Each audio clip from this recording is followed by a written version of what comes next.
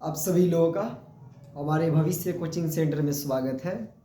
आप लोग का स्वास्थ्य एकदम अच्छा रहे और सबसे ज़्यादा आपकी आंखें स्वस्थ रहें, क्योंकि हमारी वीडियो को देखते रहें और पसंद करते रहें। तो आज इस वीडियो में हम लोग 10th क्लास के जो बहादुर चैप्टर है, जिसके लेखक अमरकांत हैं, पार्ट 2 वीडियो पढ़ेंगे। कुछ कहानी से पढ़ाई हो चुका है, उसके बारे में थोड़ा सा जान लेंगे, फिर जहाँ से छोड़ा गया है वहाँ से पढ़ा जाएगा।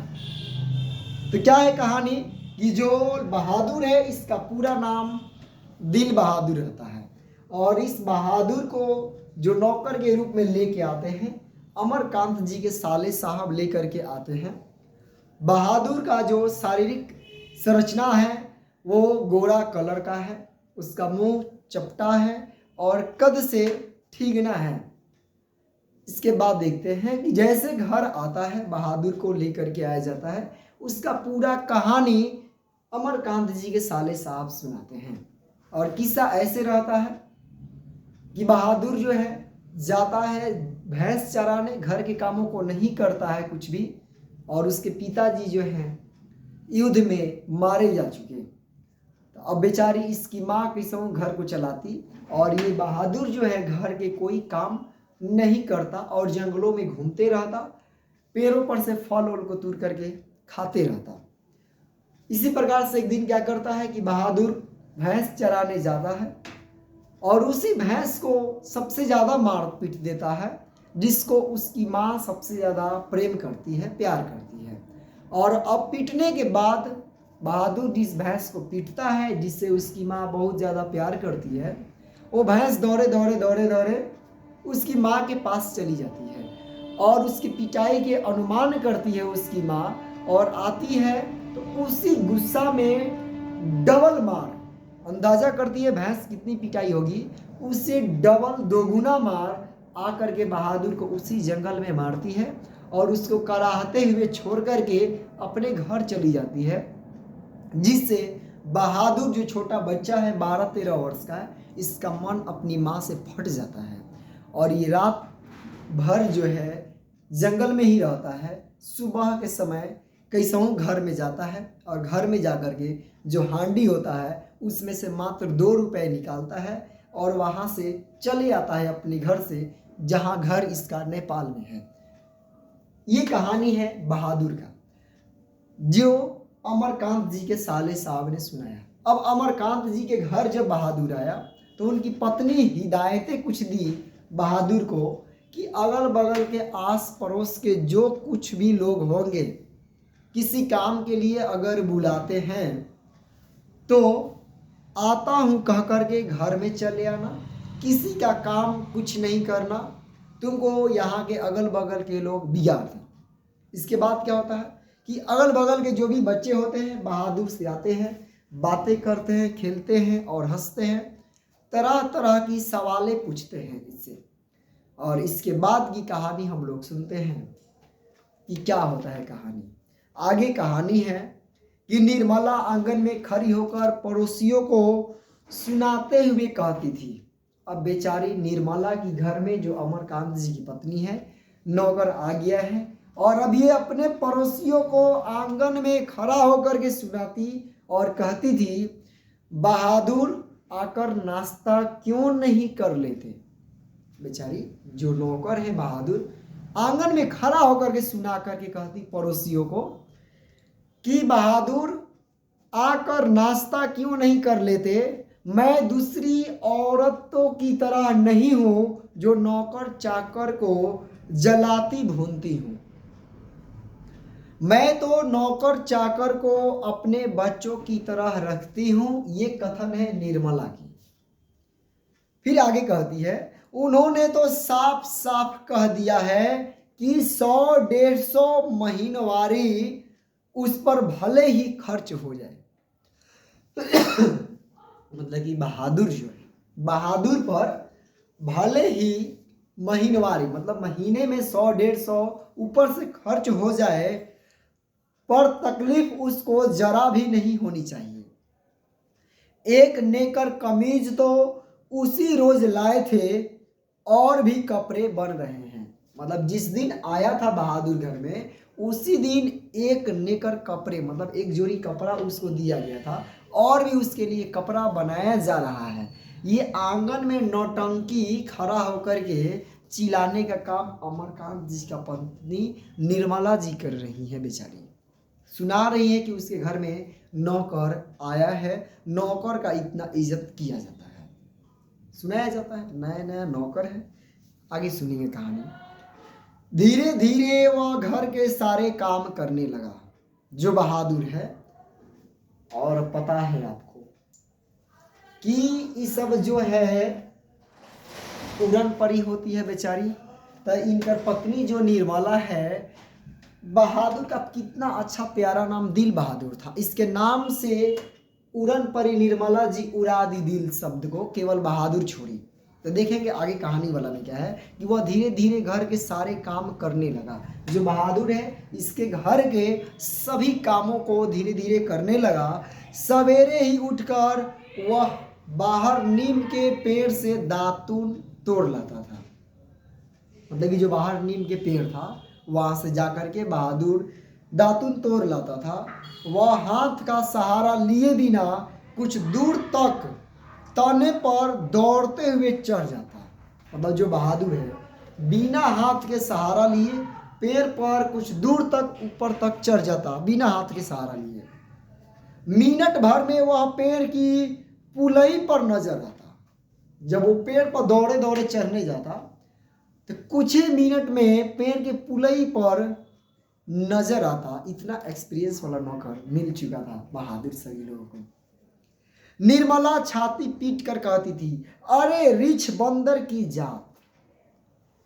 जब बहादुर पेड़ पर चढ़ता तो निर्मला कहती, अरे रिछ बंदर की जात, कहीं गिर गया तो बड़ा बुरा होगा। इतना ख्याल रखती थी बहादुर का। वह घर की सफाई करता, कमरों में पोछा लगाता। अब अंदाजा लगा सकते हो 12, 13, 14 साल का। अभी जैसे आप लोग हो 10 क्लास में, उसी प्रकार से वो बच्चा होगा 12, 13 साल का, जो है ज़्यादा से ज़्यादा 14 साल का है। क्या है कि वो घर को, जो घर की कमरा है उसकी सफाई करता, कमरों में पोछा लगाता, अंगीठी जलाता, चाय बनाता और पिलाता। इतना सारा काम वो बहादुर करता। दोपहर में कपड़े धोता और बर्तन मलता।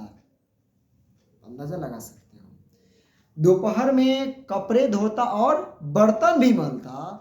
वह रसोई बनाने की भी जिद करता, पर निर्मला स्वयं सब्जी और रोटी बनाती। बहादुर जो है घर के कामों के साथ साथ रसोई का भी काम करने की जिद करता, पर निर्मला स्वयं सब्जी और रोटी बनाती। निर्मला को उसकी बहुत फिक्र रहती थी। बेचारा नया नया नौकर था, बहुत फिक्र रहती थी निर्मला को। उसकी उन दिनों तबीयत ठीक नहीं रहती थी, इसलिए वह कुछ दवा ले रही थी। मतलब उसका तबीयत, निर्मला जी जो हैं उनका कुछ तबीयत ठीक नहीं रहा करता, तो इसलिए वो कुछ दवा ले रही थी।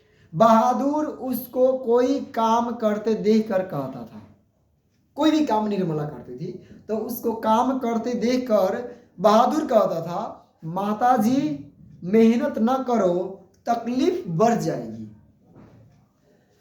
वह कोई भी काम करता होता, समय होने पर हाथ धोकर भालू की तरह दौड़ता हुआ कमरे में जाता और दवाई का डिब्बा निर्मला के सामने लाकर रख देता। इतना फिक्र वाला नौकर कितने नसीब वाले थे अमरकांत जी के परिवार और निर्मला, जो कि इतना काम करने वाला नौकर मिला था बेचारा। जब मैं शाम को दफ्तर से आता, कौन, ये जो अमरकांत जी जो है, अमरकांत जी जब शाम को दफ्तर से आते तो घर के सभी लोग मेरे पास आकर दिन भर के अपने अनुभव सुनाते।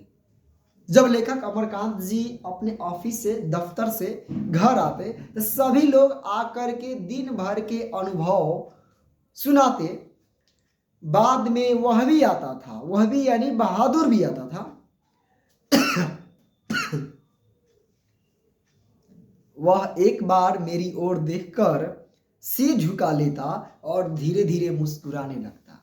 अब बेचारा छोटा बच्चा आता उनके सामने, सबसे अंत में आता और आकर के सिर अपना झुका लेता और धीरे धीरे मुस्कुराते हुए अपने सिर को उठाता। वह कोई बहुत ही मामूली घटना की रिपोर्ट देता, मतलब एकदम छोटी सी घटना का रिपोर्ट अमरकांत जी से देता। बाबूजी, बहन जी का एक सहेली आया था। इस वाक्य में कहता वो कि बाबूजी, बहन जी का सहेली आया था, या बाबूजी भैया सिनेमा गया था। इतना बात रिपोर्ट वो अमरकांत जी से करता। इसके बाद देखेंगे, इसके बाद वह इस तरह हंसने लगता गोया बहुत ही मजेदार बात कह दी हो।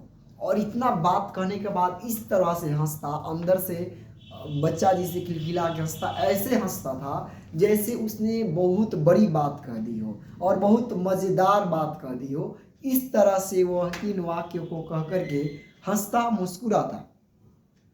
उसकी हंसी बड़ी कोमल और मीठी थी, जैसे फूल की पंखुड़ियां बिखर गई हो।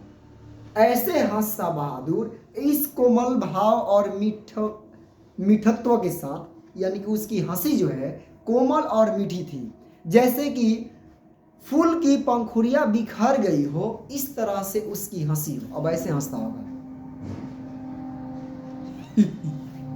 मतलब कि जैसे फूल बिखर जाता है पंखुड़िया, वैसे ही बहादुर हंसता। मैं उससे बात करना चाहता था, पर ऐसी इच्छा रहते हुए भी मैं जानबूझकर बहुत गंभीर हो जाता था और दूसरी ओर देखने लगता था। मतलब लेखक के भी मन में चलता कि वो उससे बात करे, लेकिन ये जानते हुए भी इनकी इच्छा था उससे बात करने के लिए, लेकिन ये गंभीर हो जाते थे और अपने सिर को दूसरे तरफ करके देखने लगते।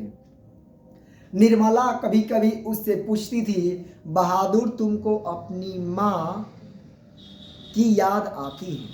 मतलब निर्मला जो है कभी कभी बहादुर से पूछती थी कि बहादुर तुमको अपनी माँ याद आती है? बेचारा बहादुर बोलता नहीं। तो ये पूछती क्यों? वह मारता क्यों था? बहादुर बोल रहा है वह मारता क्यों था? इतना कहकर वह खूब हंसता था, जैसे मार खाना खुशी की बात हो। मतलब बेचारा अपना दुख व्यक्त करता और जब पूछा जाता कि माँ तुमको याद आती, तो बोलता कि नहीं। तो क्यों? तो बोलता है वह मारता क्यों था, और इतना कहकर कि वह हंसने लगता, जैसे कि मार खाना कोई खुशी की बात हो। इसके बाद है, तुम अपना पैसा माँ के पास कैसे भेजने को कहते हो? लेकिन तुम अपनी माँ के पास पैसा कैसे भेजने को कहते हो? माँ बाप का कर्ज तो जन्म भर भरा जाता है। वह और हंसता था, मतलब ये बात सुन करके। और माँ बाप का कर्ज जीवन भर भरा जाता है, मतलब भरा जाता है पूरा, और करे जन्म भर भरा जाता है। और इतना कह करके वो और भी हंसने लगता है। निर्मला ने उसको एक फटी पुरानी दरी दे दी थी। दरी मतलब सोने के लिए उसको फटी पुरानी निर्मला जो है एक दरी दे दी थी। घर से वह एक चादर भी ले आया था। रात को काम धाम करने के बाद वह भीतर के बरामदे में एक टूटी हुई बस खट पर अपना बिस्तर बिछाता था। कौन चीज पर? घर के सभी कामों को करके शाम के सोने के टाइम के लिए क्या करता? सोने के लिए बिस्तर कैसा था? बस खट की, बांस का बना हुआ उसका बेड था जिसपे वो सोता था। फिर आगे सुनेंगे क्या है कि वह बिस्तरे पर बैठ जाता और अपनी जेब में से कपड़े की एक गोल सी नेपाली टोपी निकाल कर पहन लेता, जो बाईं ओर काफी झुकी रहती थी। बाईं की तरफ उसका झुका हुआ टोपी जो था वो निकाल करके पहन लेता। फिर वह एक छोटा सा आईना निकालकर बंदर की तरह उसमें अपना मुंह देखता था। उसके बाद निकालता एक छोटा सा ऐनक और उसमें अपना मुंह बंदर की जैसे देखता। वह बहुत ही प्रसन्न नजर आता था, मतलब जब मुंह देखता था तो बहुत ही खुश प्रसन्न नजर आता था। इसके बाद कुछ और भी चीजें उसकी जेब से निकलकर उसके बिस्तरे पर सज जाती थी। मतलब और भी सारा चीज़ जितना खेलने वाला होता है वो अपना निकालता और अपने बिस्तर पर सजा देता। कुछ गोलियां, पुराने ताश की एक गड्डी, कुछ खूबसूरत पत्थर के टुकड़े, ब्लेड, कागज की नावें, ये जब खिलौने वाली चीजें हैं सभी उसके बिस्तर पे निकलता और उसके बाद वो अपने खिलौनों के साथ खेलना स्टार्ट करता। वह कुछ देर तक उनसे खेलता था, उसके बाद वह धीमे धीमे स्वर में गुनगुनाने लगता था। मतलब जो बहादुर है अपने खिलौनों के साथ खेलता और कुछ देर खेलने के बाद धीमे धीमे स्वर में मीठे आवाज में कुछ गुनगुनाने लगता था। उन पहाड़ी गानों का अर्थ हम समझ नहीं पाते थे। बहादुर जो है पहाड़ी गानों को गुनगुनाने लगता था जिसका अर्थ ये लोग समझ नहीं पाते थे, पर उसकी मीठी उदासी सारे घर में फैल जाती, जैसे कोई पहाड़ की निर्जनता में अपने किसी बिछुड़े हुए साथी को बुला रहा हो। मतलब इस भाव से मीठी आवाज में गाता, जैसे कि अपने बिछड़े हुए किसी दोस्त को बुलाता हो, इस तरह से वो अपने मीठे स्वर में गाता। और इसी के साथ आज का जो पार्ट 2 है चैप्टर क्लोज किया जाता है और इसके बाद हम लोग पार्ट 3 के वीडियो के लिए आप लोग कमेंट में बता सकते हैं, वेट कर सकते हैं नेक्स्ट वीडियो के लिए। और 3-4 पार्ट में इस वीडियो को, इस चैप्टर को पढ़ा जाएगा। धन्यवाद और इसके बाद मिलते हैं नेक्स्ट वीडियो में।